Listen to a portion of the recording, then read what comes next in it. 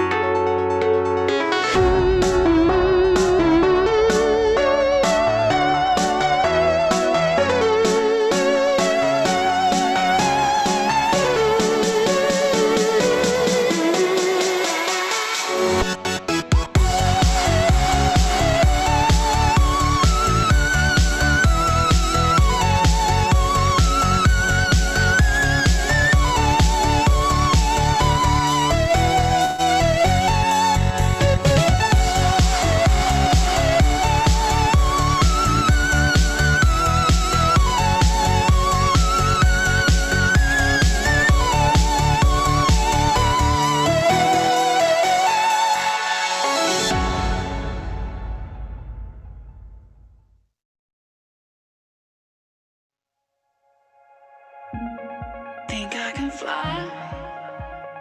Think I can fly when I'm with you. My arms are wide, catching fire as the wind blows. I know that I'm rich enough for pride. I see $1 billion in your eyes, even if we're strangers till we die.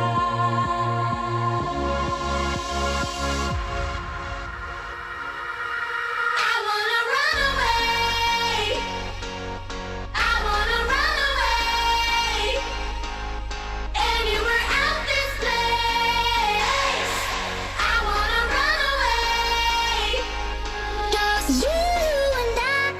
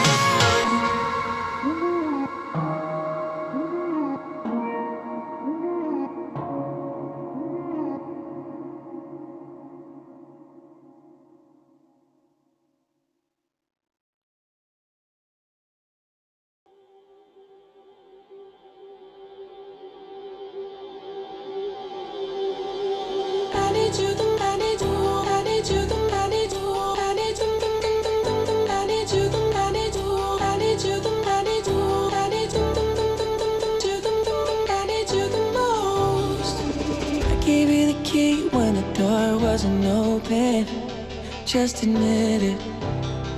See, I gave you faith, turned your doubt into hope, and can't deny it. Now I'm all alone and my joys turn them open. Tell me, where are you now that I need you? Where are you now? Where are you now that I need you? Couldn't find you anywhere. When you broke down, I didn't leave you. I was by your side. So where are you now that I need you? Where are you now that I need you?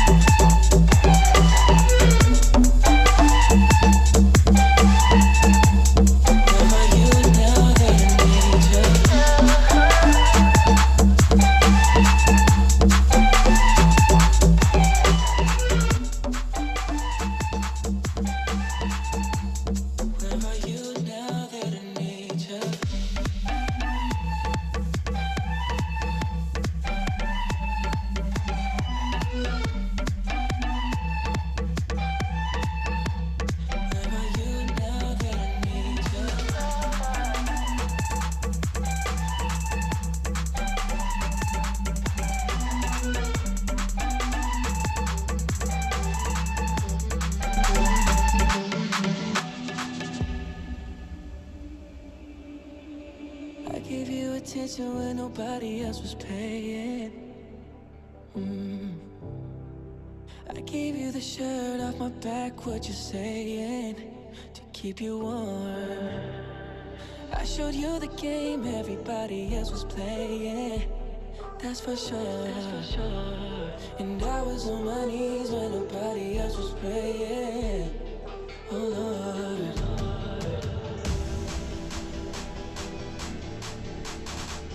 Where are you now that I need you? Where are you now that I need you? Where are you now that I need you? I need you the most.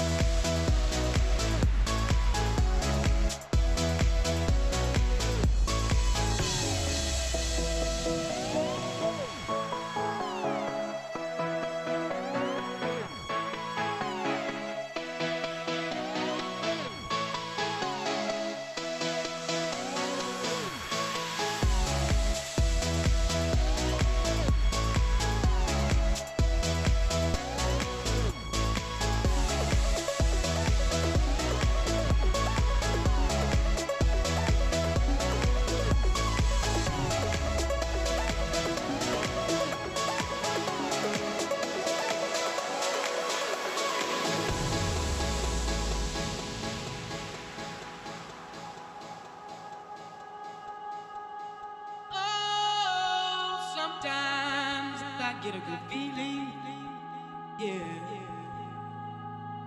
Get a feeling that I never had before. No, I get a good feeling, yeah.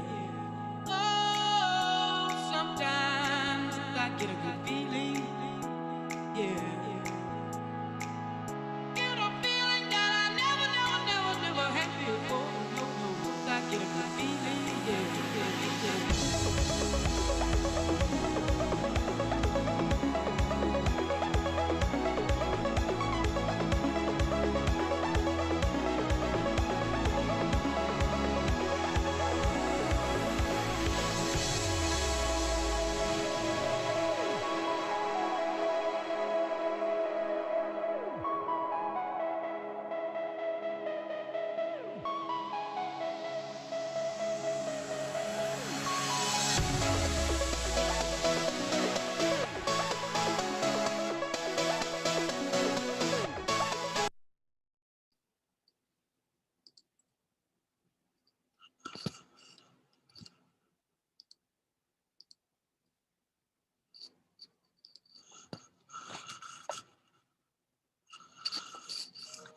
All right, let's get started here. Super excited to have our guest speaker with us, Brandon Leake. He is the founder and CEO of Called to Move, CTM. He's an artistic visionary whose roots lie in the ghettos of Southside Stockton, California. Being born and raised by a single parent, his mother, Carla, and Brandon were accustomed to the complexities of playing the game of life with the decks stacked against you. However, with a strong home life and some divine intervention, Brandon made it out of his neighborhood ghetto into a college classroom. Woot woot. This journey came with many trials, from the loss of integral members of his family and an abusive home life. But these trials, mixed with this spiritual collegiate journey, would soon blossom into a beautiful, poetic journey. In 2012, Brandon started Called to Move, CTM, at Simpson University with a small group of artists just trying to share their gifts and encourage others to do so, which led its way into inspiring others through poetry across the country. Brandon released a debut album entitled In My Thoughts. He has had other albums that he's released. Anyway, he joins us today, and we look forward to hearing his message. And if you would please help me welcome Brandon with a good old southeastern Oklahoma welcome. Hello, everybody. First and foremost, thank you, Dr. Darla, for giving me such an opportunity to be able to be here with the student population at your university. It means a lot.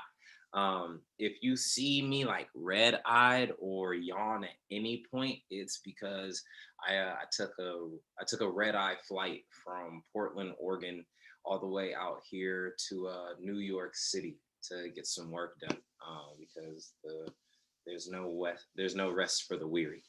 But I'm super excited to be here. I'm really happy to be able to be in front of you all today, so that way we can have our dialogue about poetry and spoken word and be able to dive into some writing. But beyond that, I am saddened by the fact that we couldn't be doing this in person. I was really hoping to be able to come see you all and being able to, spend some time with you all in person. But who knows, maybe next time. What I'd like to start out with is just a simple introduction of myself that was, already kind of done, but I like to be able to do a bit more with a poem that I have entitled Steps. So it's the easiest way to get to know me in like 4 or 5 minutes. So just bear with me, and then we'll dive straight into the writing workshop.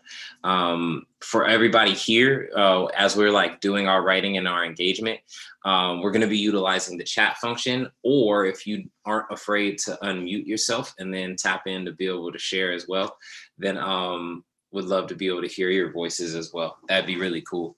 Yeah, here we go. Steps to being Brandon Leake. 1, you gotta first be named Brandon Leake, and then 2, be born on May 4th, 1992 with an extremely large head. Sorry about that. Mom, 3, be born to a mother who got a heart of gold, and just pray that she also got that Midas touch. 4, be born and raised in Southside Stockton in a cave full of hard rocks that when pressed become gems. 5, be born with brown skin. This excessive amount of melanin will surely dictate much of your future. Be sure to remember these steps. 6, be born with all of your limbs and then remove one. My fault, no, remove your father. No surprises here. Refer back to step 5. 7, have abandonment issues. These will surely rear their ugly heads later. 8, cling to your mother. She's the only form of consistency that you have ever known. Be sure to push all other men in her life away. She does not leave you, just like he did. Refer back to step 6. 9, go to middle school and get yourself a girlfriend, Brandon. 10, you know that girl we were just talking about like 5 seconds ago? Yeah, no, that didn't quite work out. But, see, here's what we'll do instead. We'll hand out our heart to girls in a desperate attempt to avoid this painful agony that we call loneliness. Refer back to step 7, 11, repeat step 10 continuously. 12, pray for brighter days because they cast large shadows for your fears to hide in. 13, wear masks because they'll make you far more intolerable to the world. 14, don't forget to have a real complicated relationship with your stepfather. Argue with him repeatedly until these fists become your only form of expression. 15, buck up, little boy. I thought I told you real men don't get depression. 16, dream of doing what no one in your family has ever done before, and then go do it. 17, go up to college in Redding, California, which means absolutely nothing to y'all, and try to reinvent yourself to be the cool guy you always dreamed of being when you was in high school. You know what I'm saying? Well, before I had all these dang adult bills. 18, understand that there's no escaping reality. You are who you always have been, no matter the location. 19, face loneliness. But yo, Brandon, man, apologies, y'all. Like, I don't think you ready for that one just yet. So let's rewind that back. 19, face loneliness. But AOB, dog, I still don't think you quite strong enough for that yet, bro. So I guess the easier way to express this to y'all will be like this. When I was 4 years old, my 8.5-month-old sister, Danielle Marie Gibson, she died in the car next to me due to heart failure. So death is something I really adopted, but more so grew myself into. And I can't help but think that my roots still lie 6 feet deep alongside her. And then my grandfather, the only father figure I've ever known. 3 weeks before my high school graduation, he died of lung and liver cancer, rushing to a hospital next to his wife of 50 years in the graduation ceremony, where only one seat was left empty, never left me feeling so numb inside. And then my best friend, my brother Bernard Daniels, my first week of college, he ended up drowning in a levee 2 blocks behind my old neighborhood, running away from a rival gang, and I was 200 miles too far north to embrace his body before it ever turned cold. Before he ever stopped breathing, before he never returned home again. 20, I wake up most mornings just to look myself in this mirror and I see a reflection of a stranger, this guy who I know resides inside, but I'm too afraid, I'm too scared, and I'm far too fearful to finally unzip myself from my own skin to allow this world to see me uncovered. Nothing but dry bone, raw meat, and a barren soul, just for this world to respond back saying, hey, yo, Brandon, man, we really appreciate your transparency and everything, but to us, don't stress, dog. You just not going to be good enough.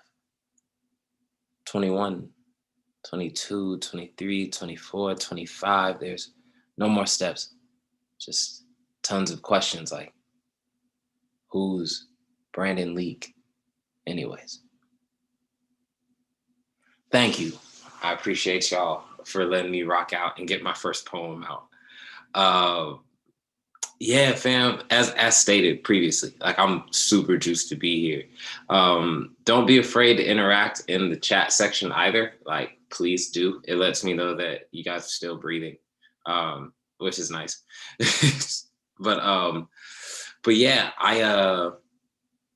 as I've been in my time with spoken word and my time writing, the biggest thing for me as a writer has been and always will be the fact that it's been a place where I've been able to go and find and discover a part of myself that's always been there that I've just never really been able to otherwise share with the world in a, less artistic fashion.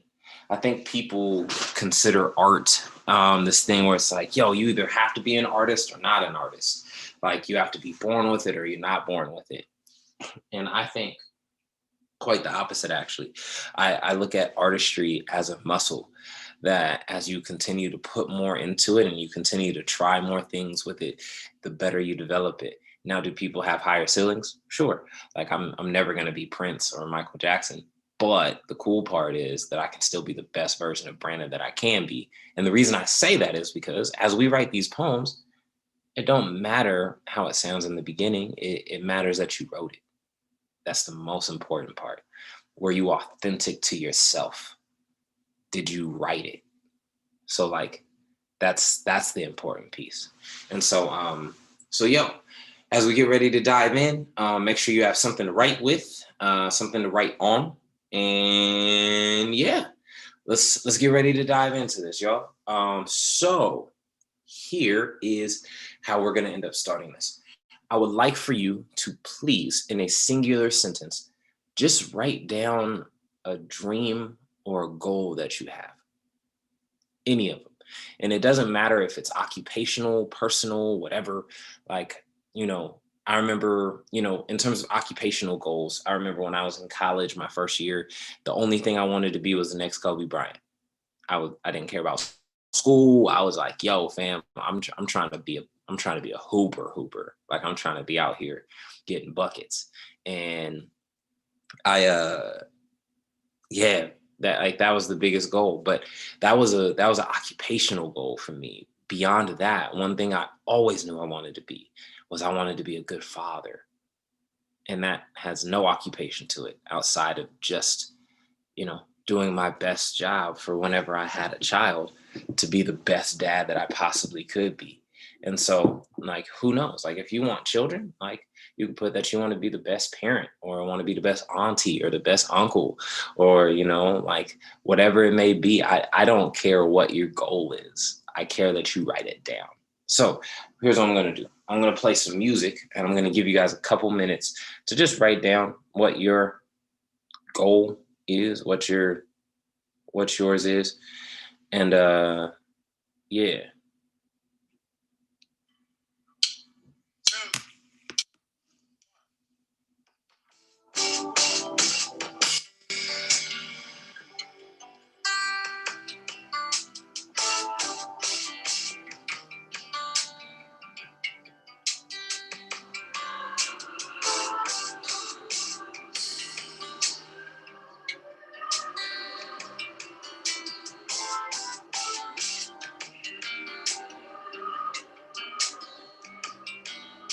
Take me back to the distance. Late night cooking in the kitchen. Yeah. Dirty dancing in my room. Sending my love over you.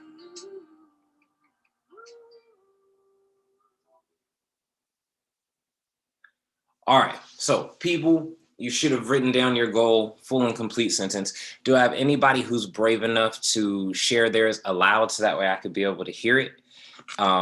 There's something really powerful about saying stuff like this out loud. There's these things called affirmations. One of my really good friends, Chris, he goes by Kuhn the Poet. He does this on a consistent basis in terms of positive affirmations and the ability and the power behind putting words into the world and allowing for them to resonate. And like there's a way that vibrations change the body, and speaking things is one way to be able to do so. So would anybody like to share? And if not, it's okay. I would just ask that you all please also put what your goal is into the chat so that way I could be able to see and track of where we're at. So anybody who'd like to share, please feel free to unmute yourself. I'm here for it. I'll share. I'm Jay. Hi, Jay. Hi. So my goal in life is peace and stability for my family and I. That's what I wrote down. Beautiful. Hey, that's a damn good goal. Thank you. Anybody else?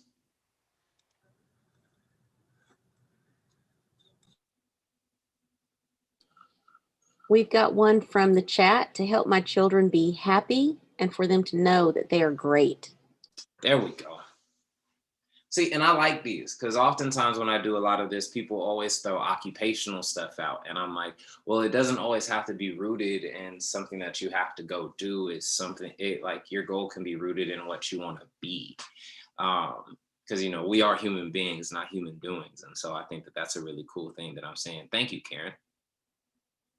Anybody else? I'll give you like a few more seconds if people are typing or if they want to get brave and hit that unmute button.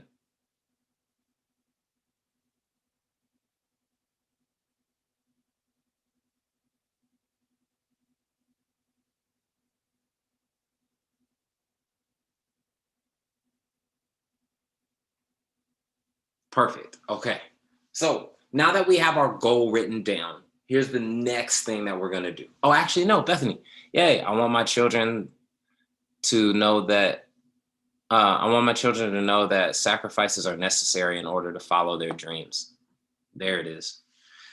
So now here's the intriguing part of what we're going to be diving into next. On your piece of paper, or whatever you're writing on, I'm going to show you what I mean with a physical example. Hopefully this hotel won't charge me for the notepad and the pen, though this thing looks used. I would like you to write or type numbers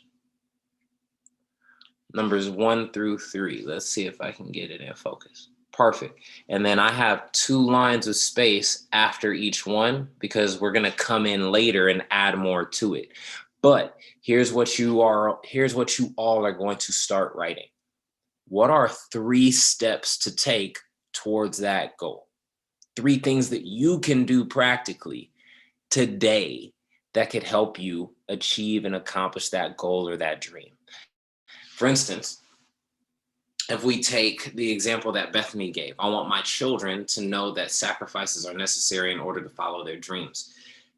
A beautiful way to be able to, a beautiful step in that process, and, you know, beautiful in the sense that it's going to help you get there, is by being an example / showing them. And that's what you would write down, being an example or showing them. And then pick 2 other things.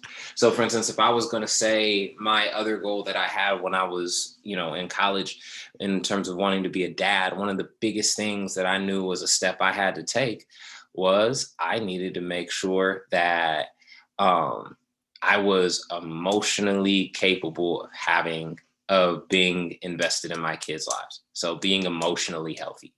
And so I would write down being emotionally healthy. And so I want us to write down 3 steps, 3 things that we can practically do with our lives to be able to take progressive motions towards these goals and these dreams. Because here's the thing, you know, we've already done 2 really beautiful steps. We've written it down, and I hope that you have written it down. And not only that, but we've said it out loud. I hope that you've also said it out loud, because those are 2 big steps that a lot of people never actually get to in the process of trying to accomplish their dreams. And a lot of people will never do that, but we've already done that part, right? But now a dream will remain a dream until actions are put behind it to then accomplish it. And sometimes people get lost in the funk because they're like, all right, cool. Well, how exactly do I make this thing work? Like, how do I bring this to life?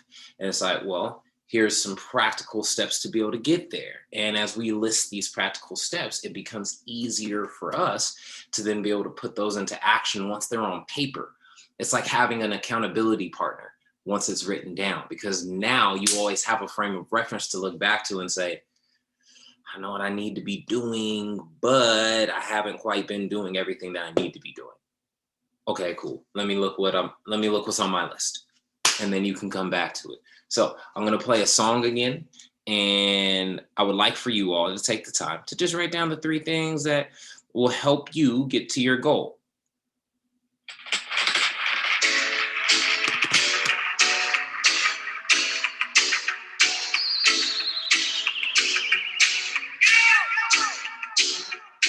There's some idea where this might go. You're so coherent, baby, I know. The one inspiring my viral. It takes me higher than the eye flow. There's only one seat in the night show. I can't wait to see where this might go. Cause I'm loving you, I think you might know. Even with the lights low, I stay bright and the light glow. I can treat you good, boy. Then the eyes roll, don't you know you bring me joy. See, you're the one for me, but I know you've got times on you. You're listening into me, but right now the time ain't good. Not to me alone, but as soon as you do, so I'm saving my love for you. Giving all you got, just don't get it confused. I'm leaving all on the way. I had no fear where this might go. You're so endearing, baby, I know. See, you're my muse, you're my maestro. Although we get this no title, so much more than it might go. So confident, believe you're the guy. Perfect. So I hope that with the time that we've had, that you were able to write down 3 steps that are taking you progressively towards the goal that you want to get to, right? If you haven't, please continue. Take that time. Here's what we're going to do now. We're actually going to play a game. I do this game a lot with my high school students, and they always love it. It's super funny seeing how, especially with my younger students, like not high school kids, but like I do grade school, I do workshops with grade school kids. It's funny seeing how much more malleable they are and how outside of the box they go versus adults. Because like when we play this game, there's a lot of things that my kids will do that I'm like, I never thought about that in terms of being able to like the association that they'll do behind it. But anyway, we're gonna play a rhyming game. And it's really basic, really simple. Only thing that's going to happen is I'm going to give you a word. Your job is to then create a list of words that you can think of that rhyme with that word. Super simple, super easy. So if I were to give you the word,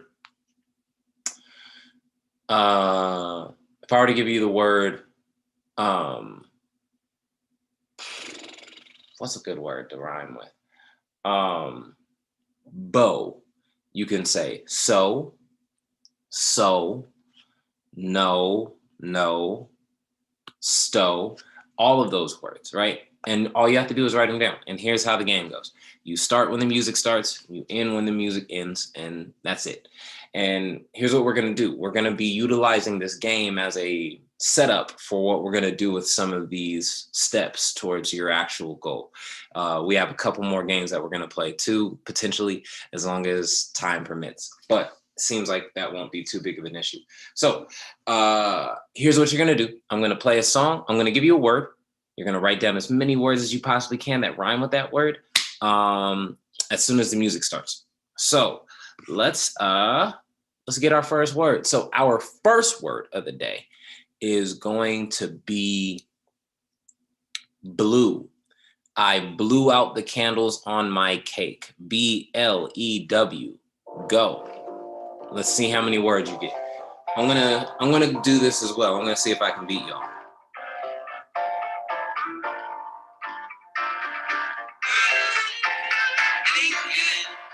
Hey, feeling good, like I should. Been in circle all around the neighborhood. Feeling blessed, never stressed. Got that sunshine on my Sunday best. Yeah, every day can be a better day despite the challenge. All you gotta do is leave it better than you found it. It's gonna difficult to stand, but hold your balance. I just say whatever, cause there is no way you're down. And everyone falls down sometimes, but you just gotta know it'll all be fine. It's okay. And that is time. So here's what I want for you to do. In the chat, write down the words that you got. In the chat, write down the words that you got. I'm not gonna steal none of your words. I promise you. I'm not gonna steal none of your words. But please write down your words in the chat. I want to make sure that I get. I want to find out who our winner is from this first round of this game. So the words that I have are blue, B-L-U-E, who, and then who in terms of what a like owl, the sound an owl makes. True, shoe, clue, through, new, flew, and flew, two, crew, stew, hue, Lou. So I had 1, 2, 3, 4, 5, 6, 7, 8, 9, 10, 11, 12, 13, 14, 15, 16, 17, 18, 19 words. I had 19 rhymes. Let's see who won. 2, 4, 6, 8, 10, 11, 2, 4, 6, 8, 10, 11, 12, 2, 4, 6, 8, 10, 11. All right. So it appears that I picked up the win for this first round, but that's kind of unfair because I do this game a lot.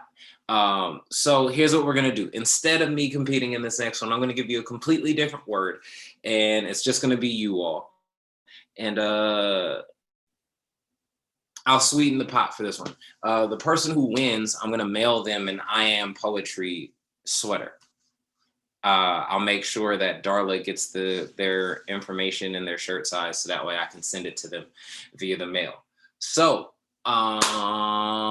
your word is going to be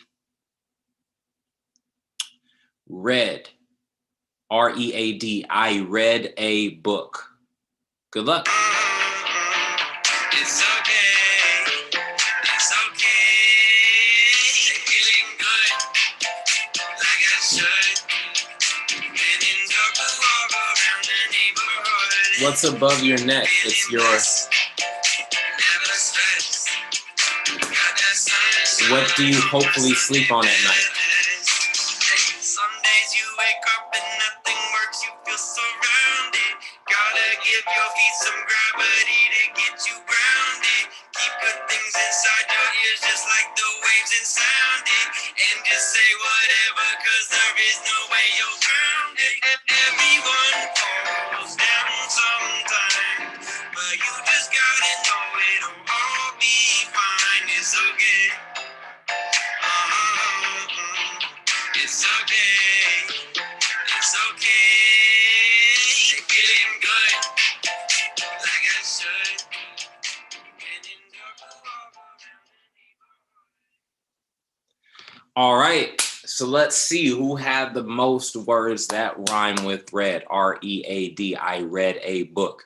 Who has the most? Go ahead and type those up. I'm looking forward to seeing who our winner shall be.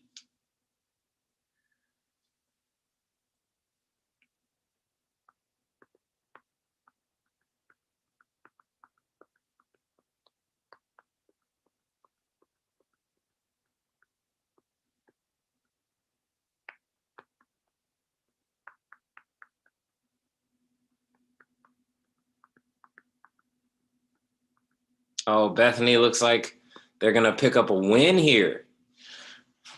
Bethany was not playing. Bethany wanted that sweater. But Jay is here to play as well. This is going to be a good one.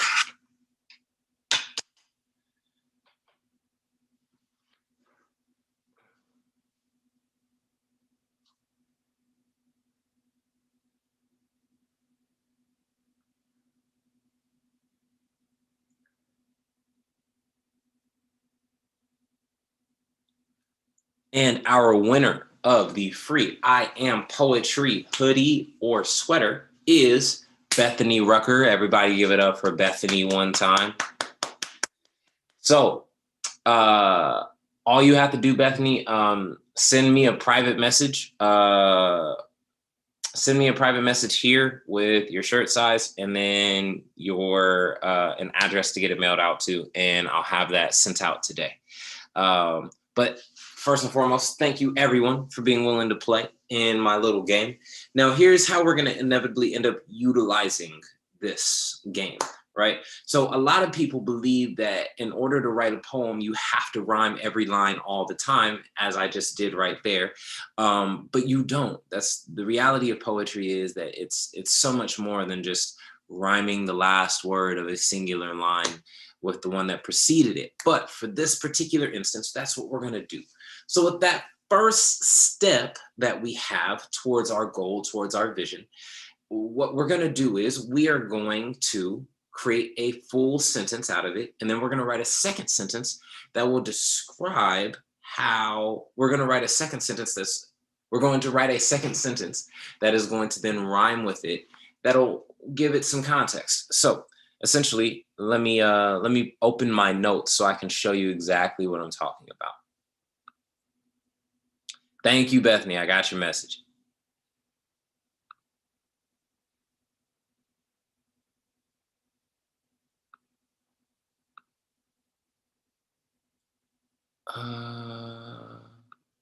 Boom. There we go. All right, so rhyme will be my title here. So for instance, I said my step in terms of wanting to be a good father was that I was going to have to become emotionally,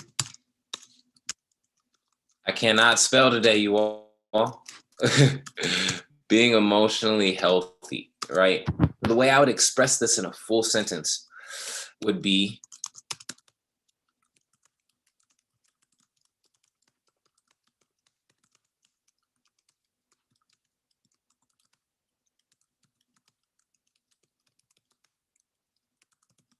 thank you, Spell Check, for helping me out today. So here's an example of how you do the rhyme. It went, to become the father I hope to be, I must first become emotionally healthy. So the last two words of these lines being healthy and be, of course, rhyme. Super simplistic, easy to understand. What I want you all to do is do that very same thing. Very easy, just 2 lines describing that first step of becoming whatever your goal is or achieving whatever that goal is. And then once we have that, all you have to do is give me a solid thumbs up. The way you give a thumbs up is you can hit reactions and then there's a thumbs up there. And once you do that, then I will know that we are going to be moving forward and progressing. So please go ahead and get started on that for me right now. I'm going to play a different song. And if you are a Disney kid from the 90s like myself, then you'll know the song.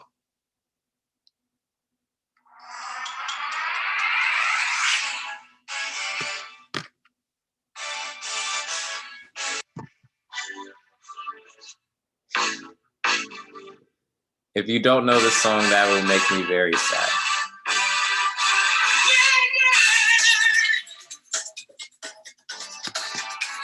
If you do know this song, let me know what movie it's from.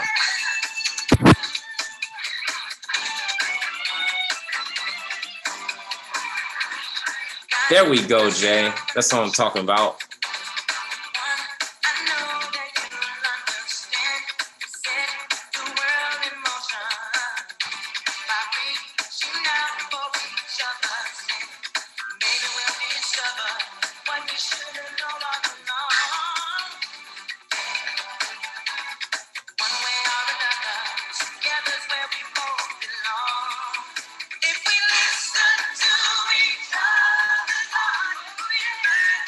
Bethany, what color do you like? For the first time ever seen it. I used to sing in the choir when I was young at my church, and then puberty hit, and I gave up that dream very quickly. So I would love to hear what some of you all have in terms of your rhymes. What is it that you all put down from pen to pad? So please, if you don't mind, I would love to hear it. Anybody willing to share with me? I'll share. Yay! Okay. So one of my goals is to be a great Mimi to my grandchildren. And so my rhymes are to be a great Mimi to my grandchildren. I need to be a guide and not just a friend. There we go. I like that. Well, thank you so much, Darla. Anybody else willing to be brave enough to come share with us as well?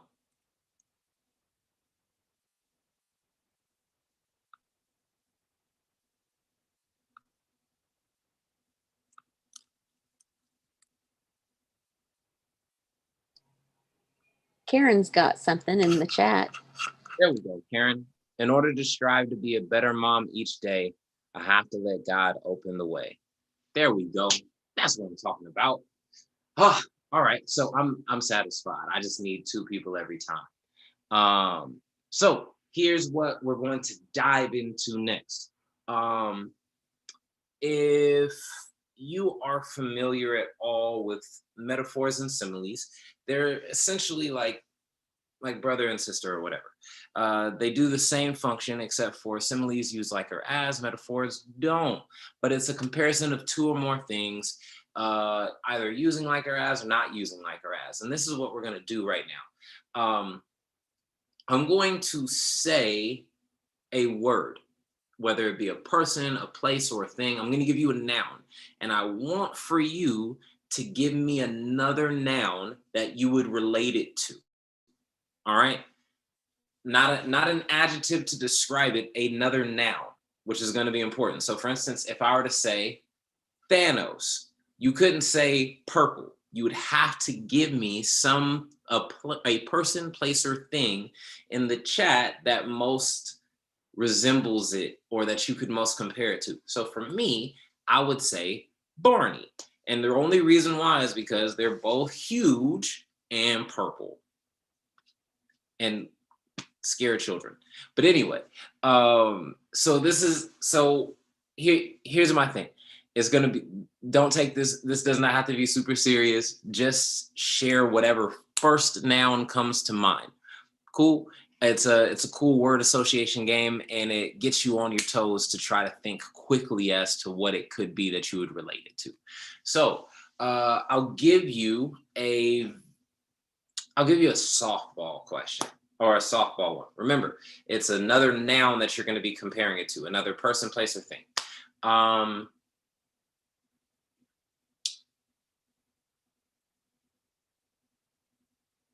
New York, the city of New York. What do you compare that to?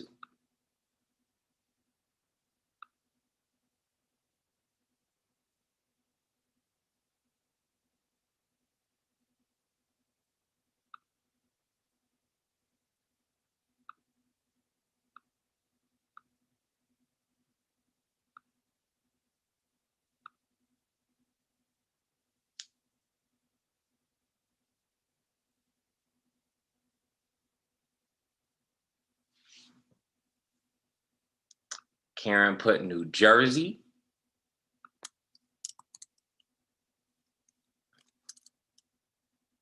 Somebody put Statue of Liberty.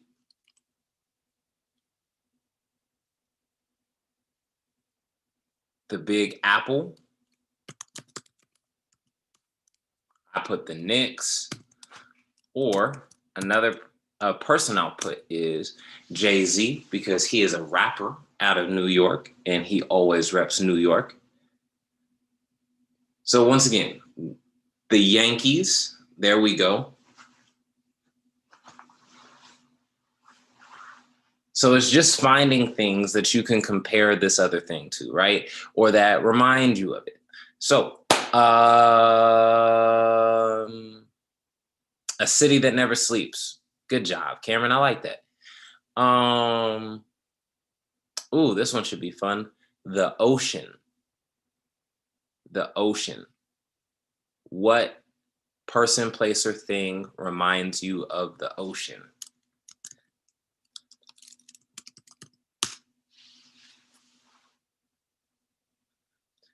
So I put my mom, and here's the reason why. My mother, like the ocean, can be calm and smooth and super beautiful to be around. But also, if you get my mama mad, she could kill you. And I say that, of course, like jokingly, but like my mom also has a very fierce side to it, the same way that the ocean does. And Darla put my grandkids. I'm assuming you probably put that for a very similar reason that I put my mom. What else would we compare the ocean to?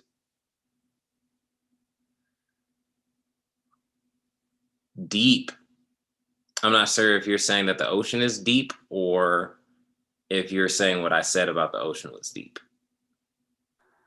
No, the ocean's deep. Okay, dope.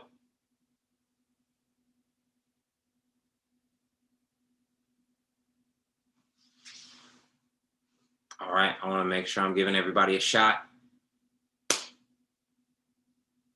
Cool. So here's what we're going to do with this information now, right?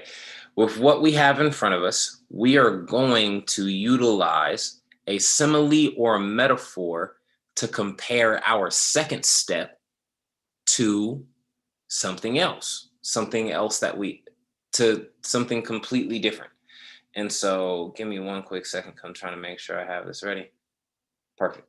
So for instance, I will share my screen once again. Bingo.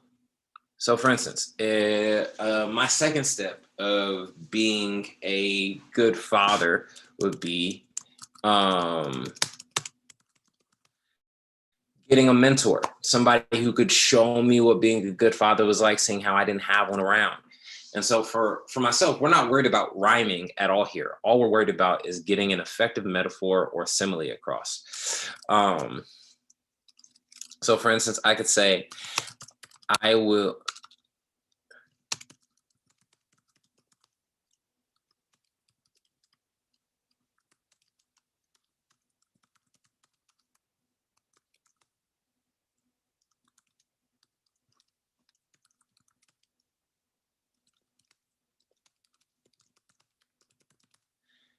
And once again, my poor spelling is here to stay today. So I said, I will need a mentor to accomplish my dream like the body needs food to continue living. So this is a simile because I use the word like to compare the body needing food to me needing a mentor. So take this time for yourself right now to just simply write down a simile or metaphor comparing comparing your second step to something else. Super simple. And once you're done, give me a thumbs up so I know you're finished. I'm going to play another song.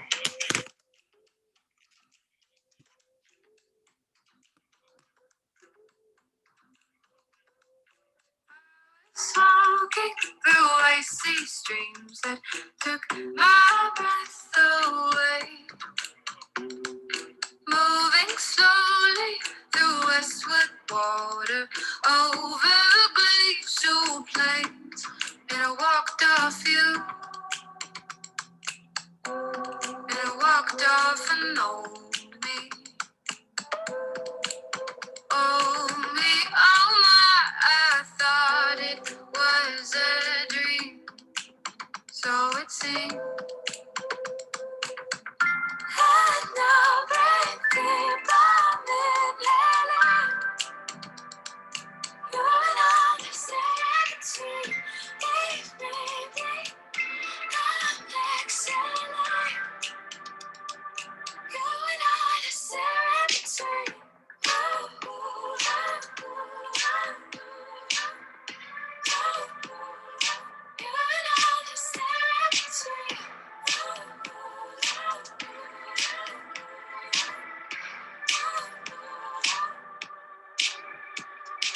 Cut my hair so I could rock back and forth without thinking of you.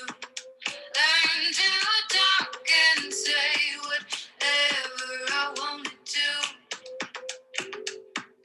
And I walked off you. And All right. So, anybody willing to share their metaphor or simile with us?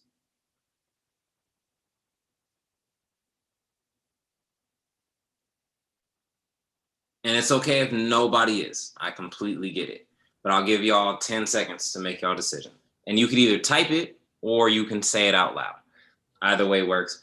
And so I'm going to buy a little bit of extra time just so that way I know typing can take a little while sometimes. So now we're going to start. Okay, I will need a routine to reach my goal, like a dancer needs steps to move their feet. There we go. I like that one, Jay. You do this often, don't you? I know, but thank you. And Cameron, you don't have to connect it. You choose what you connect it with. It could be anything, honestly. Anything that you feel you could reasonably compare it to that would work for what you're trying to get across. So Bethany put, I will help guide my children in finding/following their dreams like the captain guides the ship at night. Darla said, being a cheerleader to my grandkids' hopes, I need to be supportive like the ground beneath my feet. There we go. I like this. Because oftentimes people think that, oh man, writing poetry, I gotta think so massively deep. It's gotta be, like so intrinsically layered. Like it has to be like next level. And it's like, well, no, it doesn't have to be any of that. It just has to be honest. The best part about poetry and spoken word is if it's honest. If it's honest, then you've already won. All the other stuff is just fluff to make it sound cute. The honesty is the real piece. So Cameron said, I will be the best me I can be, like roots planted in a beautiful, strong, flowering tree. And he got a rhyme in there. There we go, Cameron. I like that. There we go. So here's what we're going to do next. We're going to work on this thing called alliteration. And this is going to be our final game that we're going to participate in. And this game goes as such. I'm going to give you all a letter. And your job is, in the chat, to create a singular sentence using only words that start with that letter. So for instance, if I gave you the letter T, one person would have to write a word, then the next person put another word, and they have to build a sentence that actually coherently makes sense based off of the word that came before it.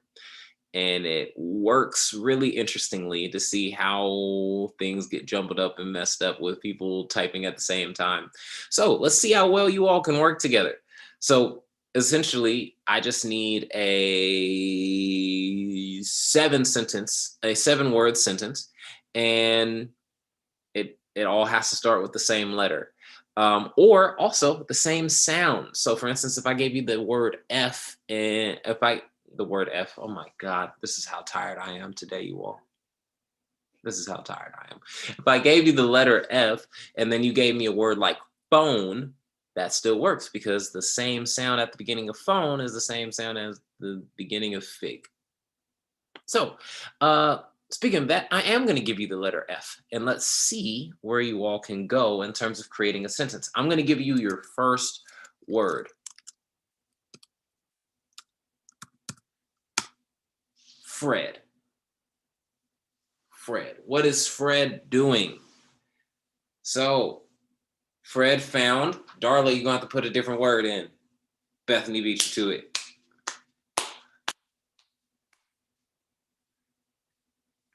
Fred found. Free. What free thing did Fred find? Somebody else. Frogs. What were the frogs doing? What do you do through a meadow of flowers? Oh, frogs fighting. That one works. Fred found free frogs fighting forever.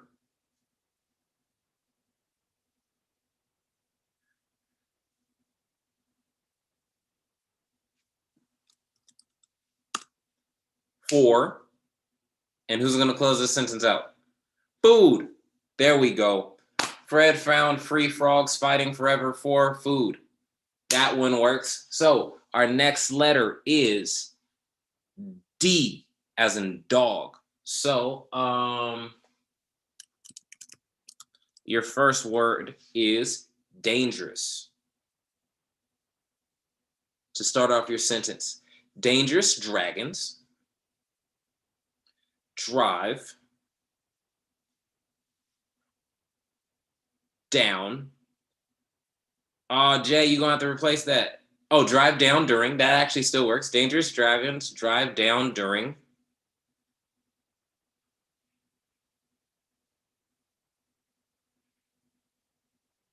downpours.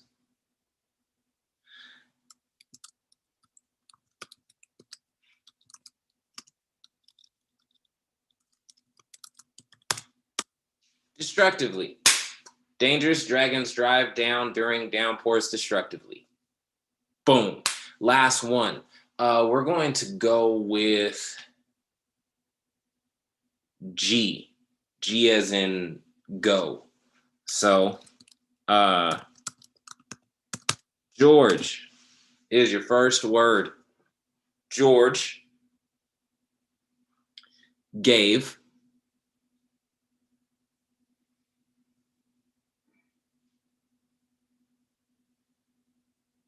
grapes. Cameron, you got to pick a different one.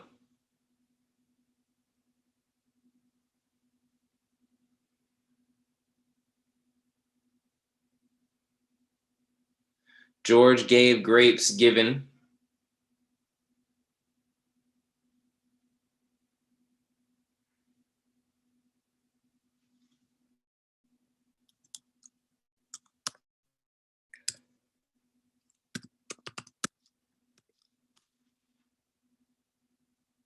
George gave grapes grown graciously. Somebody give one last word to close it out.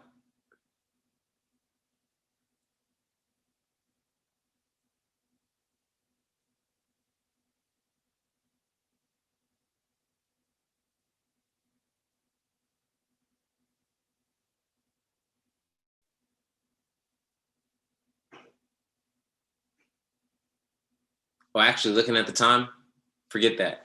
So here's what we're going to do with our final step. We're going to utilize alliteration to describe our final step. So being emotionally healthy was one. Getting a mentor was a second one.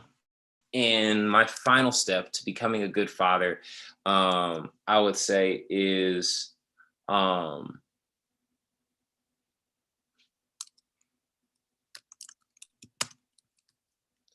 and this one's for me, just personal. All right. I want your alliteration to have 3 words that start with whatever letter you choose. So I would say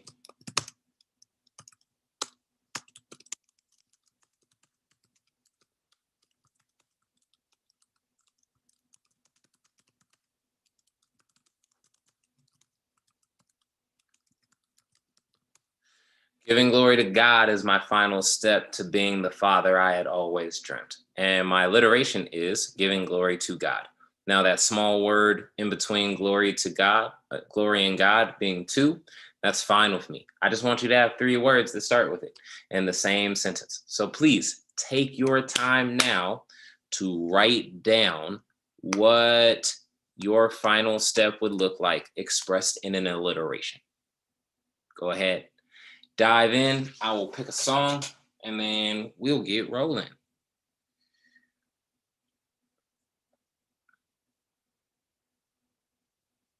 This should be fun.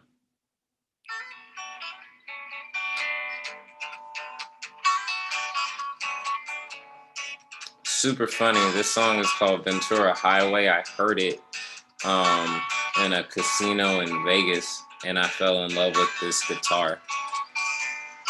I had never heard of this group before, nor had I ever listened to any of their music before. It was really interesting. Tell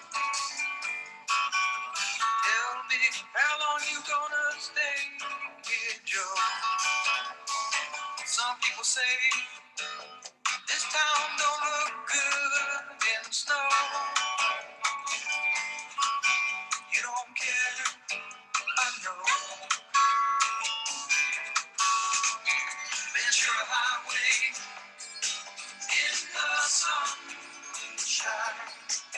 where the days are longer, the nights are stronger than moonshine.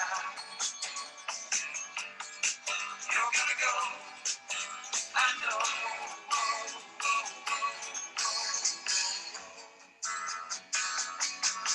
Cause the free wind is blowing through your hair, and the days surround your daylight there. Seasons crying, no despair. Alligator lizards in the air, in the air.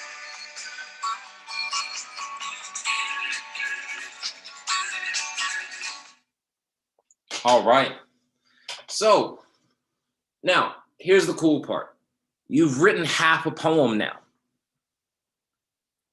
And I know that may seem odd that I say you've written half of a poem, because here's the other half that I'm tasking you with to finish as homework. And I mean, you're never gonna have to turn this in, so I guess you could not consider this homework, but it's something that I think would be good. There's not only steps that we have to take towards accomplishing our goals, but there's inevitably roadblocks that come in the way. And we're going to end up talking about those in my keynote later on today about dream boarding and how we end up turning dreams into realities, right?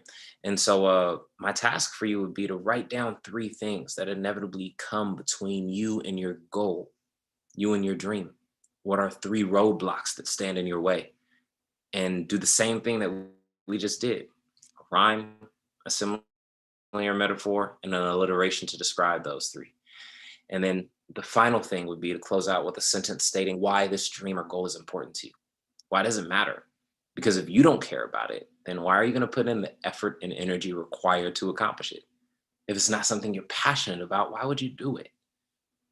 So I would love to see what you all put down on pen to paper for that. And so at this point in time, my workshop is actually finished, and I'm just here to be able to answer y'all questions. I'm a really open book. In the words of a famous poet by the name of Rudy Francisco, the only difference between strippers and poets is our poles don't touch the ceiling. And so I'm an open book for y'all. Please go ahead and either unmute yourself or submit it to the chat. I would love to answer any and all questions that you all have. So please shoot it my way. I'm here.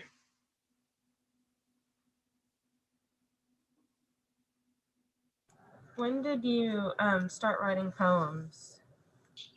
Yeah, so my poetic journey started in middle school when I started noticing that girls were cute. And I would write poems about them, but I would never have like the boldness to share any of them. There's like one funny story of like the first time I ever shared a poem with a girl, where I had like, this is in an age before cell phones and whatnot. I wrote it down on a piece of paper, gave it to my friend to origami fold it really cute, and I like slid it in class, and it never actually went to the girl who I wrote it for. It ended up going to my friend Rebecca. At the bottom of it, it had, the "Will you be my girlfriend? Yes or no?" And then my friend Rebecca in the back was like, "Psst, yes." And I didn't know what she was talking about. And then I saw the note unfolded on her desk, and then we ended up dating for like 6 months. And she's still one of my good friends to this day. But it was really in college that my poetic journey really blossomed into something real, because in college, after the loss of my friend Bernard, I was like, yo, I need something that I can hold on to that'll make me that'll give me space to be able to find healing in the midst of this. And for me, poetry was that very thing. I wasn't good at it, but I practiced it a lot. And the more I practiced, the better I got. And it became like a replacement for what basketball once was for me. And so I would say I was like 20 years old when I got started. So about 9 years ago. Thank you. Thank you for asking, Jay.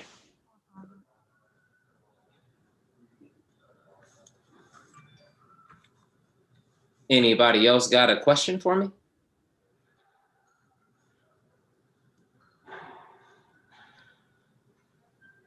Are you still teaching or advising at the college level? Never taught at the college level. I've been thinking about getting an MFA, but I just have to find the right program that would let me be able to do it online. Um, since I'm on the road a lot. But no, I'm not doing anything in that regards right now. My I'm focused on a lot of like my more entertainment ideas and aspects like television and movies, as well as like my poetry. In terms of chasing after that, I know that inevitably I want to go back into the academic world, but it's just not where I'm at right now. So I have another question. How was your experience on America's Got Talent? um, it was a combination. It's like trail mix. Some of it good, some of it really awesome, some of it not so great. The not so great part was really the fact that my family couldn't come with me to any of my AGT experience due to COVID. My wife and my daughter were, at home um, for like a month and a half without me, and it was it was really sad to not have them around during this like one of the most exciting moments of my life. They inevitably came down for like the finale when I made it, and they were wanting to be there to see if I won. But like it was still different, than being able to see them in the audience and be able to like run up to them and hug them afterwards.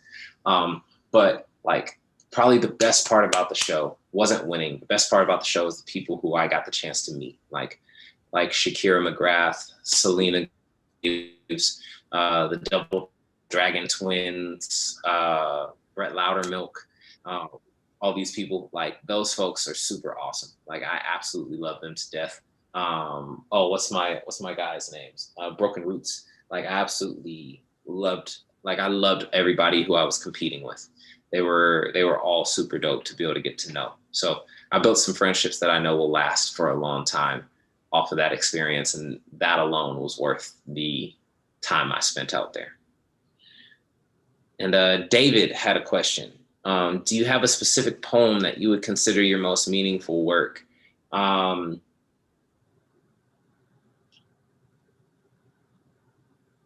Nah, not really. I would say, um, I would say,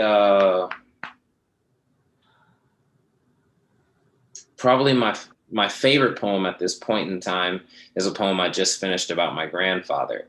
But I would say that my most meaningful poem shifts to whatever poem I'm currently working on, because it's what it means for me in the moment, and that always shifts and changes. And also, it's what I feel is like my best work, and I feel like my newest work is always my best work. But that's also just the artist in me. So,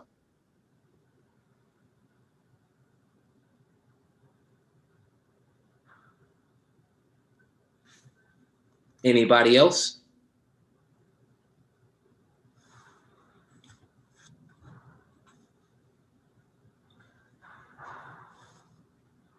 All right.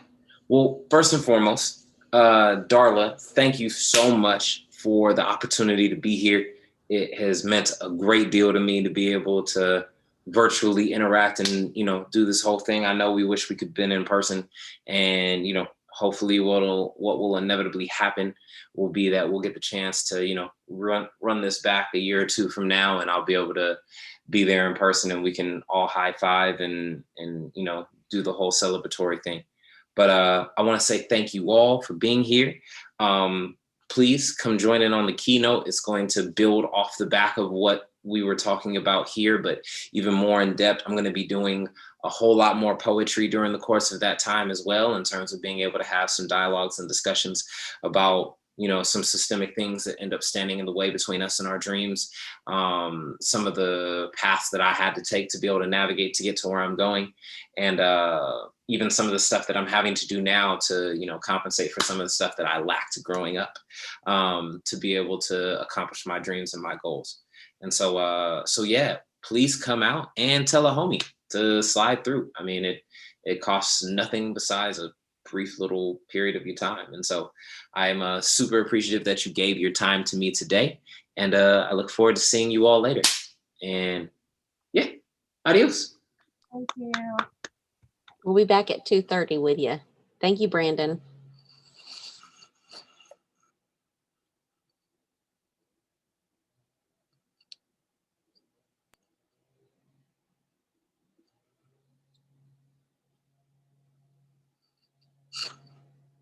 Oh my goodness.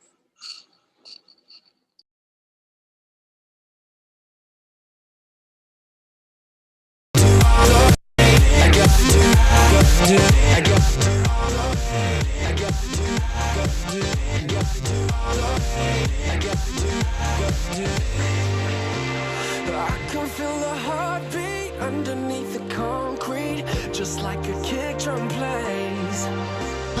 Running in a straight line, guided by the street lights, pushing the dark away. Hey, I had what I wanted, it went away so fast, fast. Yeah, got to let go. We can dance like there's no tomorrow. There is a place in the distance, a place that I've been dreaming of. No old time and space don't exist there. We can dance like there's no tomorrow. There is a place in the distance, a place that I've been dreaming of. No old time and space. We can dance like there's no tomorrow.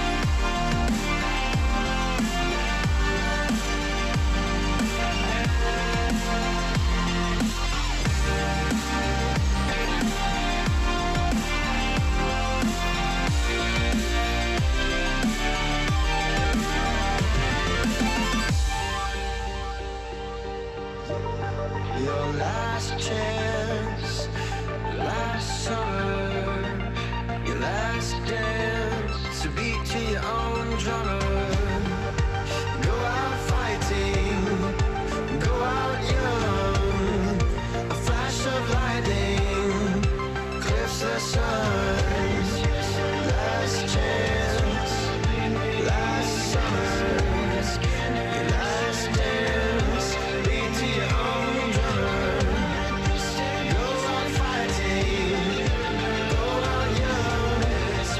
Flash of lightning clips the sun. Brace yourself, brace yourself, brace yourself.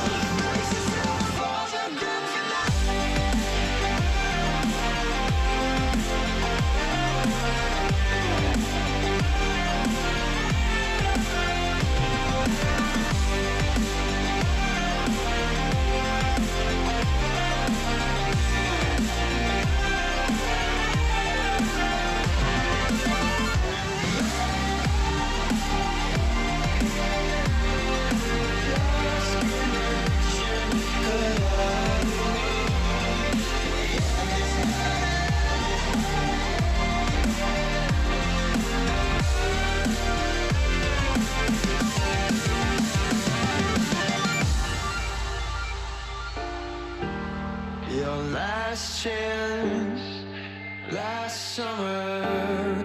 Your last dance, beat to your own drummer.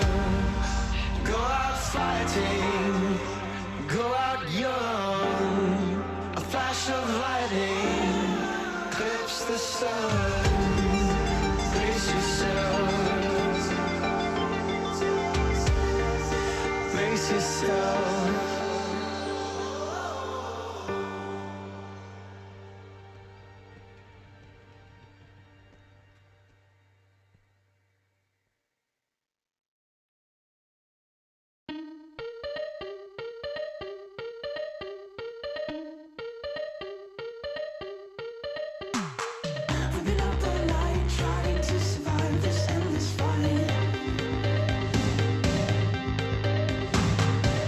Shoot the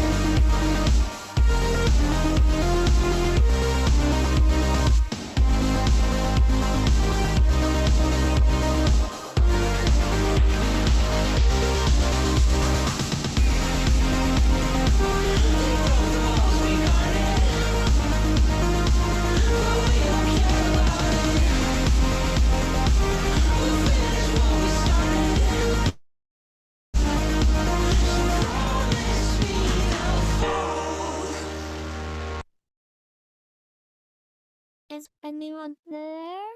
Oh, hi.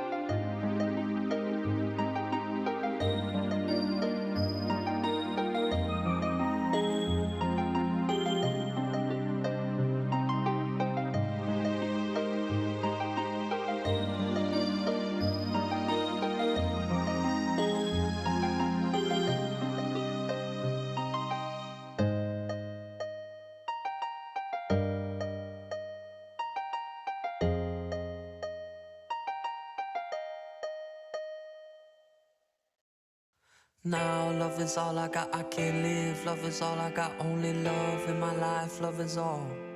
Love is all I got now, love is all I got, I can't live. Love is all I got, only love in my life. Love is all. Love is all I got, love is all I got. Live life with love and trust that love will come down to earth and save us all. Love is all I got. I can't live with everything I've lost because love will come to save us all. So save our soul. Wake your soul with love in the morning. Feed your soul with love till the evening. Expand your soul with love on the weekend. Cause love is all I got. Wake your soul with love in the morning. Feed your soul with love in the evening. Expand your soul with love on the weekend. Cause love is all I got. So wake your soul with love in the morning. Feed your soul with love in the evening. Expand your soul with love on the weekend. Cause love is all I got. Wake your soul with love in the morning. Feed your soul with love in the evening. Expand your soul with love on the weekend. Cause love is all I got. My darling, I can give you what you want if what you want is love. Darling, I can give you what you want is love. So save our soul.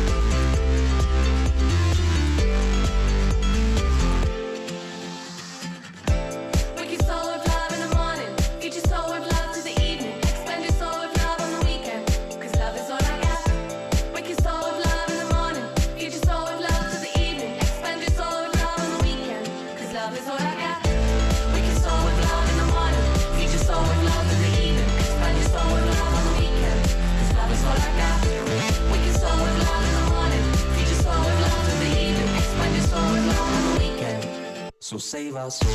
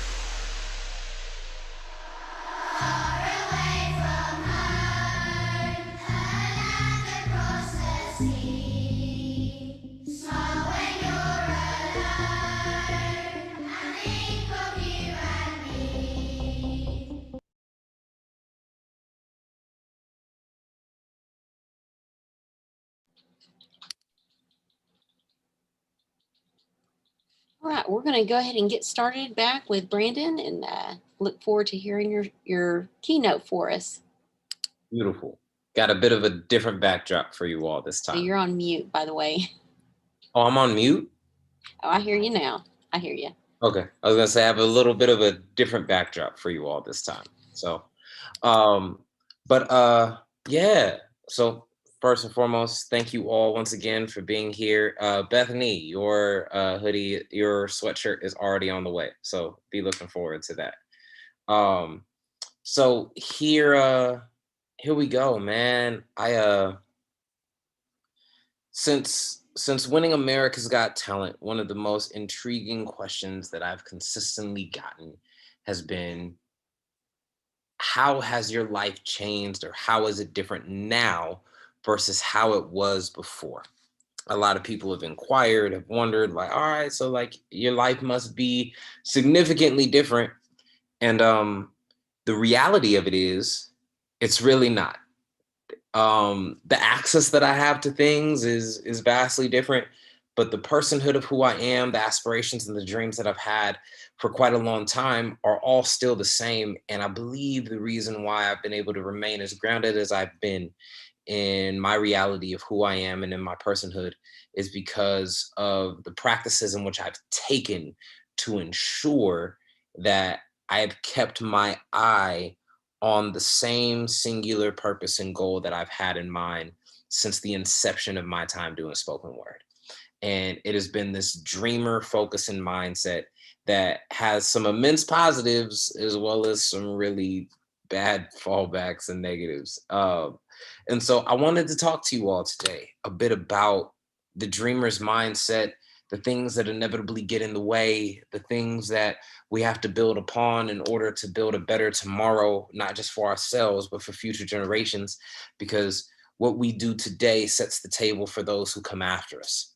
And it's immensely important that we take the opportunities that we have in front of us to say, how is this going to be useful for more than just myself?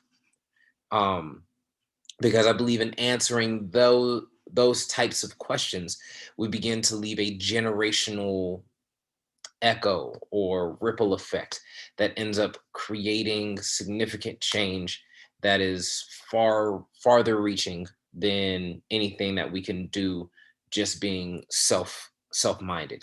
And so yeah, I I'll start here. Being born and raised in Southside Stockton in California, I know you all are out in Oklahoma. Question, like, I've only ever been to Oklahoma a few times, and mainly Oklahoma City, so I know very little about y'all demographics. What's it like where you guys are at?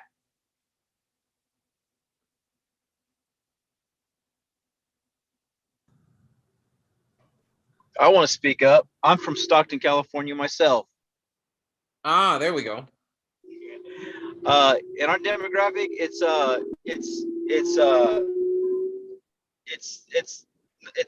we're rural, so we're not like Metropolis City. I see. Okay, rural. I see some people saying lots of cows and country, friendly, more diverse in the cities. So the cities are more diverse than the area that you all are in. Okay, awesome. So I Stockton was most recently named the most diverse city per capita in the entire United States.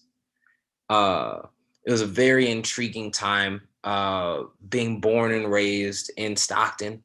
Um, and yeah, like from an early age, I was inundated with both these immensely positive and immensely negative experiences from having one of the who I would consider the best mom in the world. No diss to anybody else's mom out there.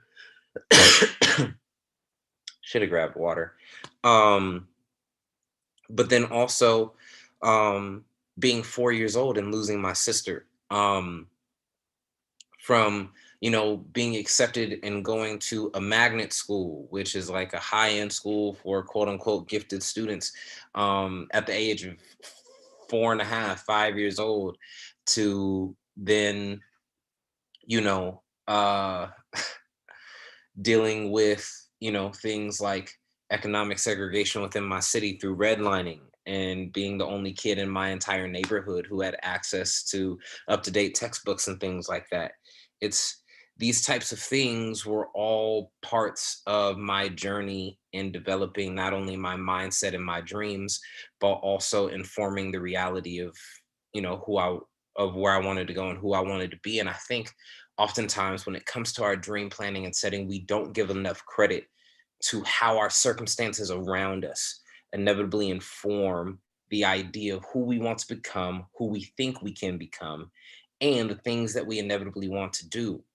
I've learned very much that those who are selflessly minded, there's like technical terms for this in terms of like, you can take like quizzes or whatever that'll give you technical terms. I don't have those on hand with me right now, but I've learned that people who are outwardly minded are oftentimes looking at the world around them and are now developing goals and dreams to try to fill in the gaps for the things that they never had.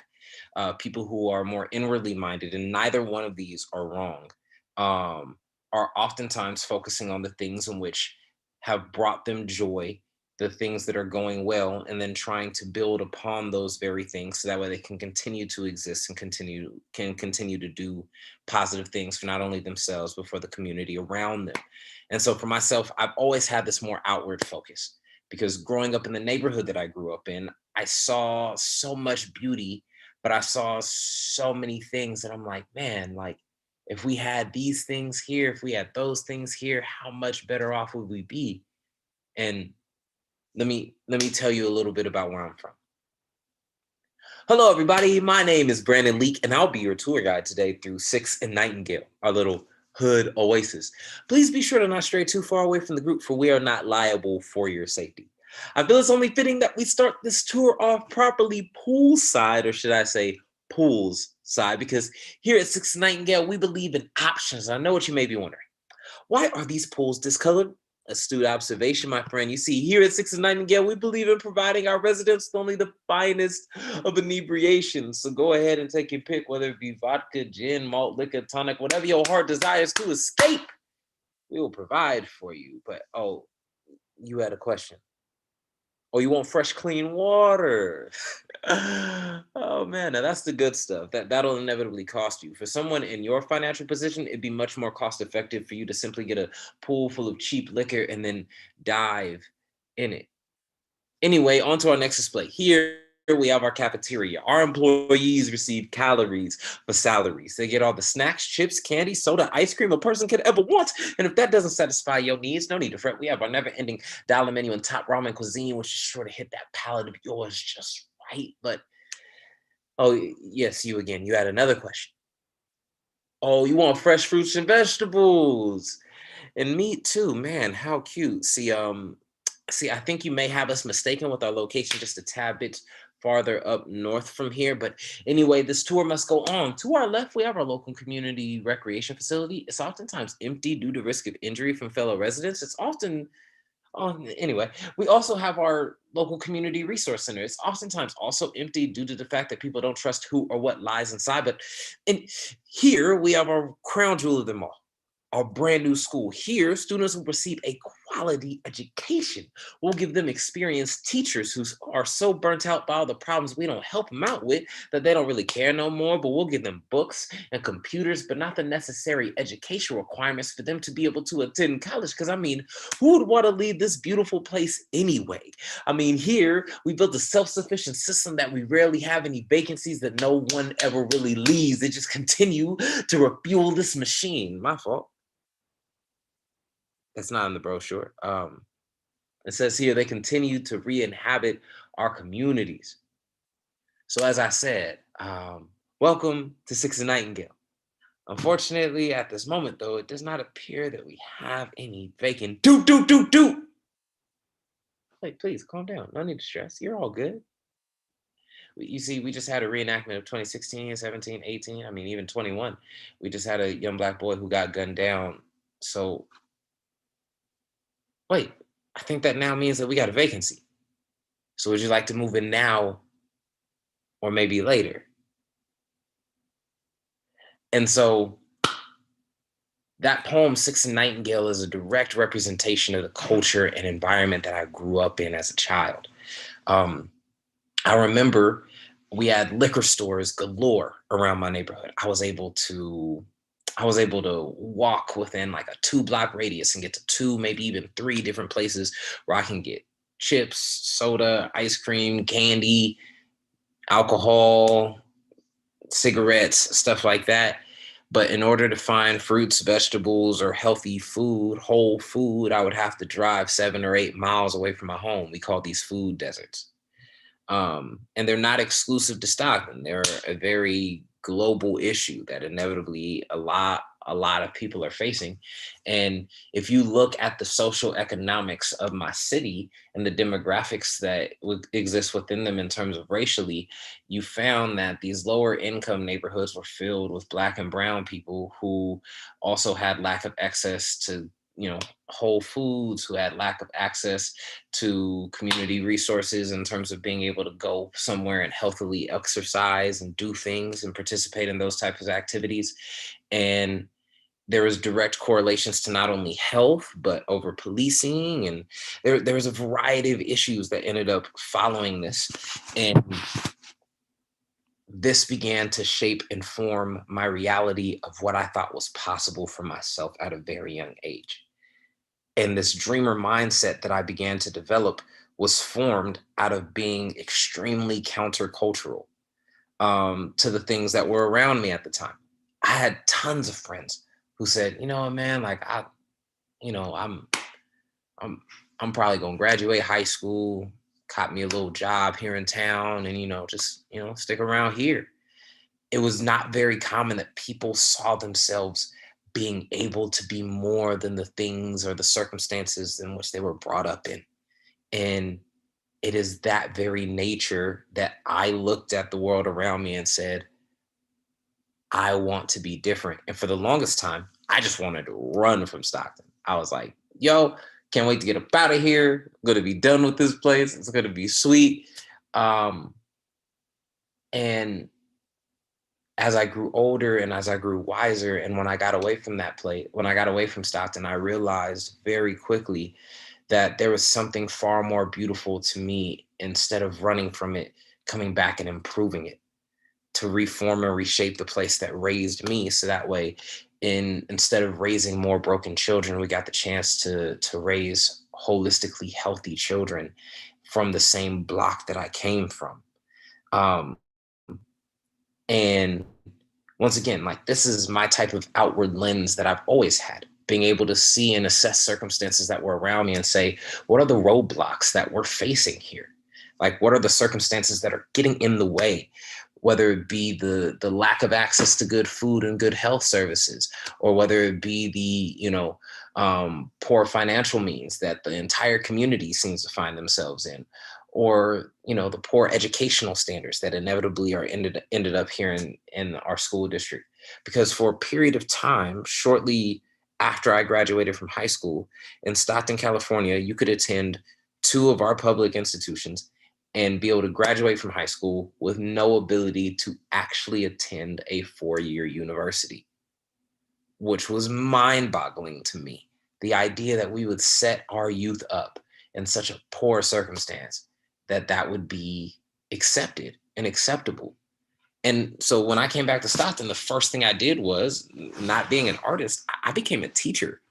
And for anybody who either has aspirations for working in the educational field or who has done any type of work in the educational field, I think one of the biggest misconceptions that ends up happening is people think that the students look forward to the breaks more than the teachers do or the staff do. And I can promise you that is most certainly not the case. As a teacher, I looked forward to breaks so much just because of how labor intensive it was, because it was never about teaching the material.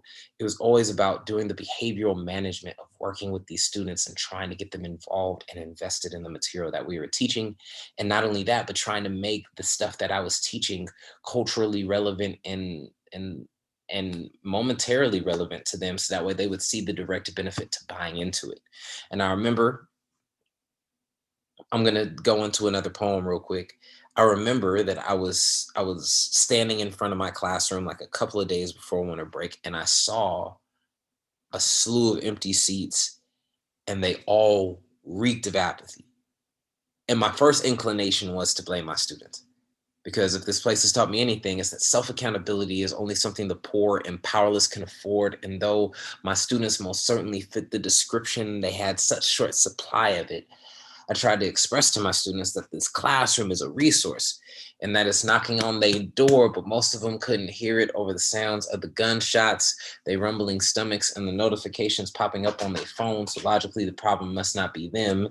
It must be the phone. You see, the phone must be the root of my students' issues, because I try to explain to them that their phone could be a resource just like this classroom. If they could just learn how to use it properly, apps that'll teach them a brand new language within a few weeks, but somehow will never credit them for being fluent in code switching. My students don't even know what this means, yet they learn to do it by nature. So logically, the problem must not be the phone, then maybe it's our culture around academia. But then again, that can't be it, because we spent so much money on advertisement of our increasing graduation rates that no one would ever dare have a take on our simultaneously declining literacy rates. You see, high school teachers are asked to be wizards, handed curriculum in exchange for the magic inside of them, told to turn a 13-year-old kid with a third grade reading level into a proactive student when they've never been taught the skills to do so. Just handed off from elementary school to middle school like a baton in this race from school to prison, because if you're not reading at third grade level by third grade, I promise the police will read those rights for you. But you see, the problem isn't even just the students. It's me, their teacher, who succumbed to the idea that I gotta fit my students into these standardized boxes like caskets just to bury them under the linoleum of my classroom floor to help stave off the smell of their dying dreams, because education ain't one size fit all, but it ain't a process solely meant for school. I watch students walk into homes where education is an afterthought. Parents more concerned with whether or not they friends with their kids versus ensuring they learn the discipline of becoming a good person. Guardians who hit my phone like, hey, yo, Mr. B, how come my kid ain't passing your class? And I say, well, I haven't seen your student in about 3-4 weeks, and I'm more accustomed to the sound of your voicemail than I am with you. But you see, this system is really the big issue, not even the parents, because it teaches 1st through 8th graders that failure doesn't exist. And then we hand them off to high schools and we got to tell them, dog, you ain't learned anything. And that's why my 14-year-olds are learning to respond to long-term questions with short-term answers. Look at drugs as an end to their poverty, whether users or movers, it don't matter. I had a kid named Juan. He told me, yo, Mr. B, you want to know what my gateway to opportunity is? It's these blunts, pills, shroom, powder, and anything I could bag and get off of this block, because here in the real world, linoleum doesn't exist, and nothing will cover up my stench if I'm no longer here. So, Mr. B, please tell me, what am I supposed to do with this paper degree? I looked him in the face as the bell rang and I said, it's probably the best point you made all year, my man. When I came back and I taught, it was a very intriguing time looking at just how different the landscape was for these students, but how similar it was to my time and experience in high school. We didn't have airdrop, so, inappropriate things didn't get shared as quickly as they do in classrooms now in high school. But the circumstances that these kids were facing in terms of being so caught up in the circumstances that they found themselves in and not being able to see anything more, anything greater for themselves outside of what was immediately in front of them was still the purveying issue. And I said to myself, this cannot remain. We have to utilize the space and time we have now to inspire this younger generation, which is why a dreamer's mindset is so important, and why writing down our goals and putting things down on the paper is so immensely important, because it's so much bigger than just now. Getting to our destination of whatever our dream may be is going to require, as somebody stated in our workshop earlier, the sacrifices necessary to accomplish it. And oftentimes those sacrifices come in some of the most valued places of our lives. For instance, doing spoken word for me. I have a 1-year-old daughter. I love her to death. Her name is Aaliyah. I'm gone around 10 to 12 days a month on the road from her and my wonderful wife, in which I don't get to be with them and spend time with them. Time is my most valuable resource. And oftentimes I lose out on time to chase after my dreams and my goals, because it's important to me. And I know what I have to do in order to get there. And being able to teach other people how these dreams are are good enough to sacrifice something you care about for in the immediate, so that way you can have a better tomorrow, is something I've fully bought into and said that this is what I'm going to do with my life completely moving forward. And so, as you know, I've led into this, my whole vision for this has been this idea of what does our dream board say about us here and now, and what does it say about where we're going and who we're becoming. On your dream board, what do you have there? What have you put pen to pad about? What have you said is worth your effort, time, and energy? And not just what, but who? Who are your dreams rooted around? Because they can be rooted around you, they can be rooted around someone else, they could be rooted around both simultaneously. But inevitably, our goals have to bleed into a bigger vision of not just how they serve us, but how they serve the people who are most at need of the gifts that we have and that we carry. Because, I think back to a speech by John F. Kennedy, in which he had talked about, ask not what, this country can do for you, but ask instead what you can do for this country.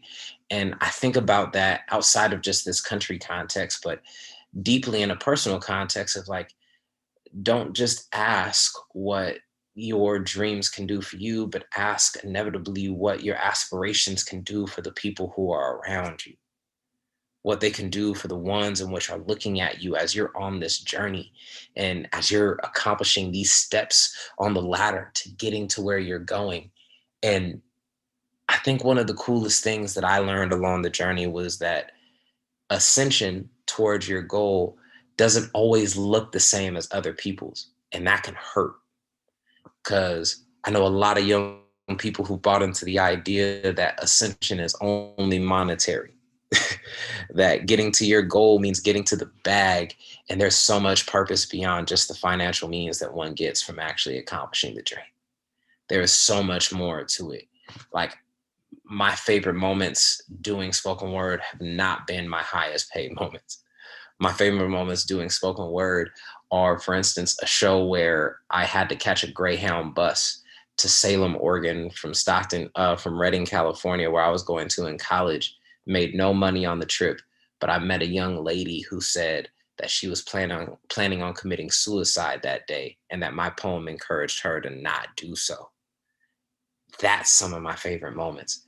Another one of my favorite moments is a trip that I took to New Mexico, and I did a set out there in Albuquerque, and I had a young man come up to me and say, "Brandon, I listened to your poems, and I just need somebody who can pray for me in the moment." And I was able to be there for him in the midst of that time. And I didn't get a dime from him, but I was able to give back unto him. My greatest moments have always been in service to others. And being in service to others, I've gotten so much more back from it in other scenarios. You can call it karma, divine intervention, whatever you want.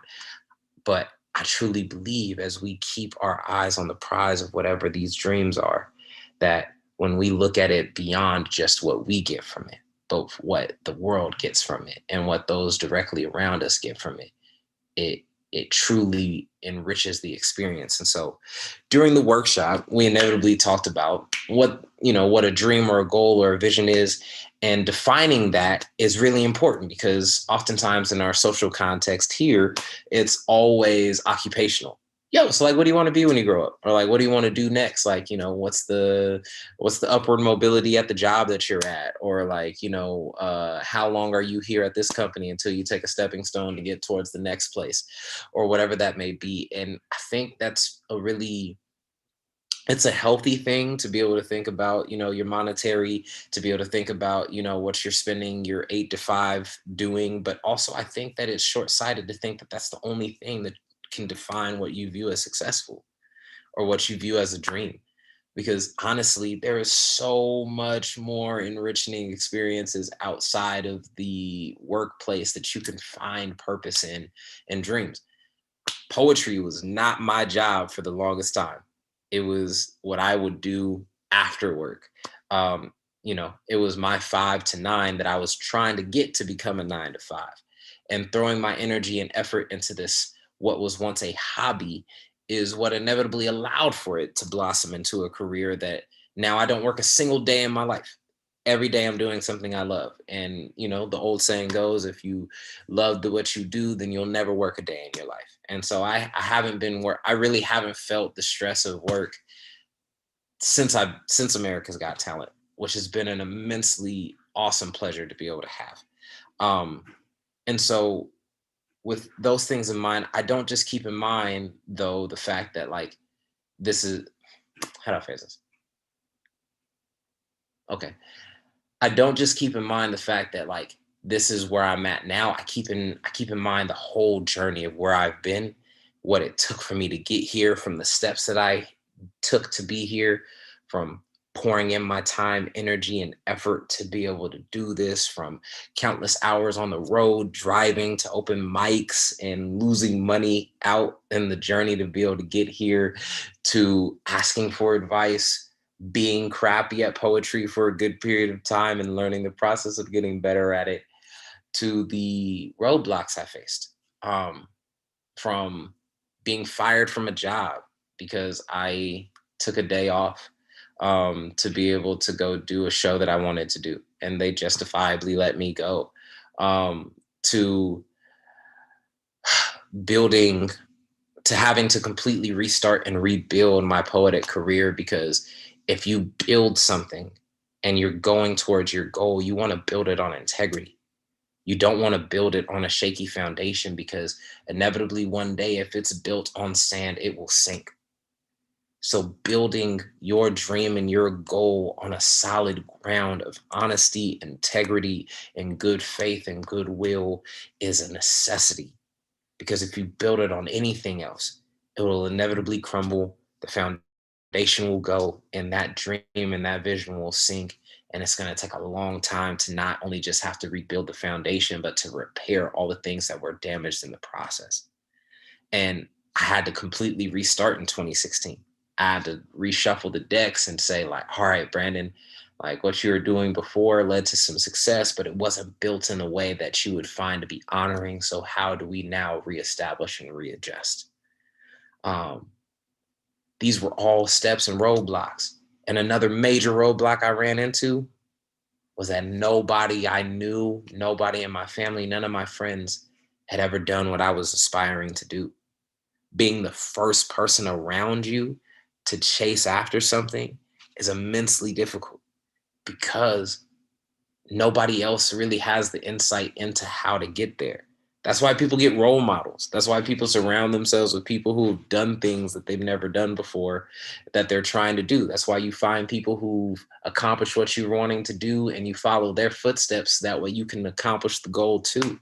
Um, and I think that we cannot lose sight of not only our steps towards our goal, but also recognizing the very real roadblocks that stand in our way.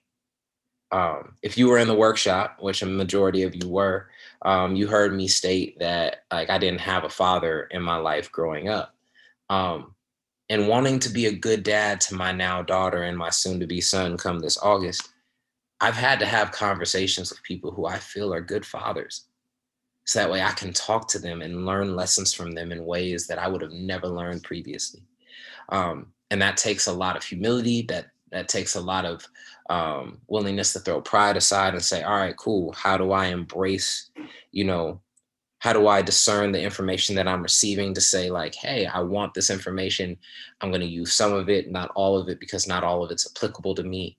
It takes humility, a discerning mind, and a willing spirit to put it into practice. And so as we think of this dreamer mindset, the main things I've wanted to address are the history of, how our dreams and realities are shaped and formed from the, circumstances we were raised in, the area, the place that we were raised in, which is why I even asked, what's your area like? Because a rural area like the place you're in is vastly different than the place that I grew up in. but yet people can still have the same dreams and aspirations of creating that same type of positive change, just in a different way in your community. And understanding how our past has shaped and formed who we're going to be, but it doesn't dictate who we're going to be, because our circumstances don't define us. They just inform us of the things that we would like to do. We still inevitably have to make the choice and make the decision of what we're going to do with our lives and how we're going to make our dreams become a reality. The second thing I wanted to make sure I addressed was understanding that our dreams are our own, but they are also far reaching beyond that. We have an opportunity to make our dreams and our mission and our goals ones in which serve ourselves, but also serves the ones in the immediacy around us. Being a teacher for 4 years, I can't tell you how inspired my former students are by having seen me on America's Got Talent.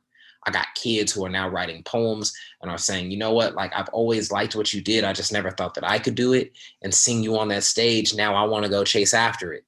And to think a 14-year-old, a 15-year-old, I have a 17-year-old who I used to teach, who are saying, I want to be a poet when I grow up, is ridiculous to me, because I never in my wildest dreams wanted to be a poet growing up. The only thing I wanted to do was be a basketball player, because I thought that that would make me a lot of money and I enjoyed hoop. But these kids are finding great purpose in their writing. And that's so cool to be able to see. Knowing that me going after my dreams encourage them to be able to go after theirs. It's like this, I don't know where it comes from, but I remember it. I don't know the origin of it, but I remember it comes from this movie, Coach Carter. And the quote goes, it is our light, not our darkness, that most frightens us. And when we shine our light, when we shine our light, we unconsciously give other people the right to do so as well. And I think that when we live in our purpose, when we live in our dreams, and as we chase after what we're chasing after, we sincerely encourage those around us to do the same. They find parts of themselves within our journeys, and being able to be a positive influence in somebody else's journey towards self-fulfillment and self-accomplishment is one of the most enriching things I've ever experienced. And then the final thing is being realistic about it, understanding that the journey towards the dream is going to take work and effort. Like, writing it down makes it real. And a lot of people are afraid to write those things down, because then they're now accountable to it. Same thing with writing the steps that we did during the workshop. Like, writing those steps is super difficult for some people, because they now have to give conscious effort and thought into, okay, so what are the puzzle pieces that I'm missing that I have to put into place in order to make it real?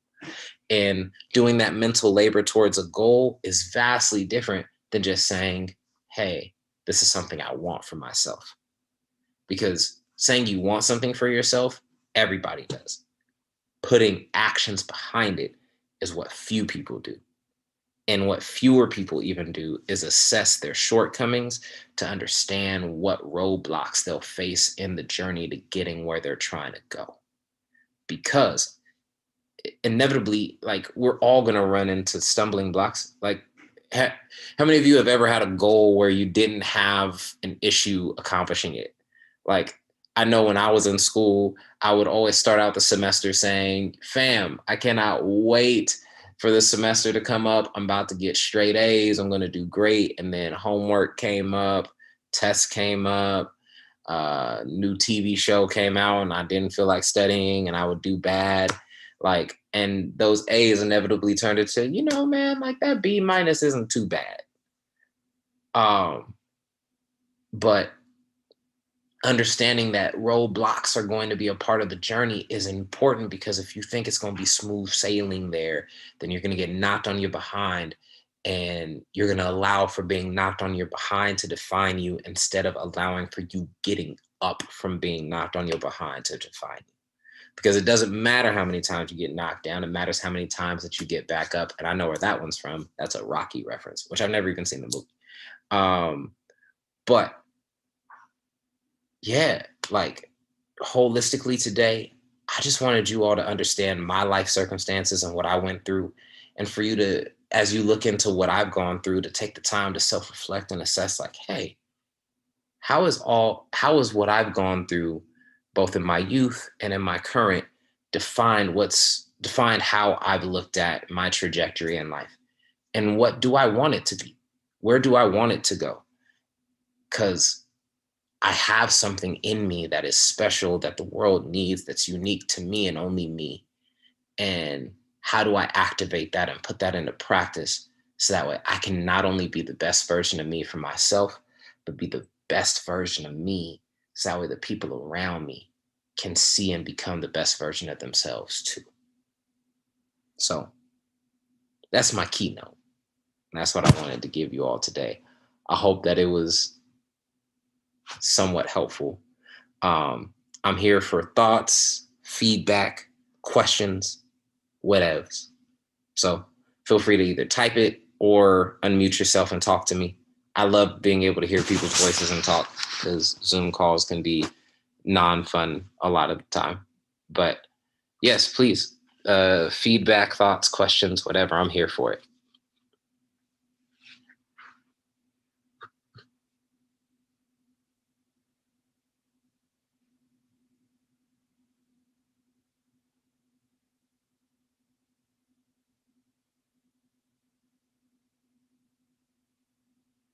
Okay. Darla, you are muted. There we go. Brandon, thank you so very much for joining us. You gave certainly a lot to think about, and I know that our program works with future educators, and a lot of good food for thought in that regard. And so excited that you're here. So we thank you very much from the bottom of our hearts, and hope that you and your family continue to grow and be blessed. Thank you. And I hope you all have a phenomenal rest of your day. Thank you so much for your ear and for your time. And yeah, stay well. And hopefully I will see you all in person sometime soon. That is our hope. That is our hope. Take care, Brandon. Thank you all, and have a phenomenal day.